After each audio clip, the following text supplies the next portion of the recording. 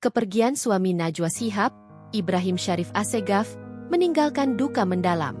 Tak hanya bagi keluarga seperti istri dan anak-anaknya, tetapi juga dirasakan oleh banyak orang yang mengenalnya. Salah satunya datang dari Zen RS, pimpinan redaksi Narasi, yang mengenang sosok suami Najwa Shihab itu melalui sebuah obituari. Pengakuan itu dikatakan Zen lewat unggahan di Instagram Narasi. Dalam tulisan tersebut, Zen RS mengisahkan momen terakhirnya bersama Ibrahim yang terjadi saat Ramadan lalu. Ketika keduanya bertemu dalam sebuah rapat redaksi.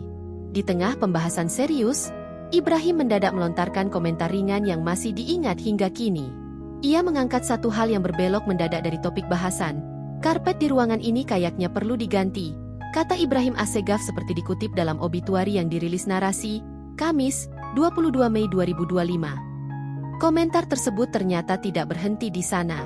Usai rapat dan berbuka puasa bersama, perbincangan soal karpet pun kembali muncul. Kali ini dengan nada yang lebih bersenda gurau. Saya menimpali, urusan karpet itu taktis berarti, tulis penulis obituari.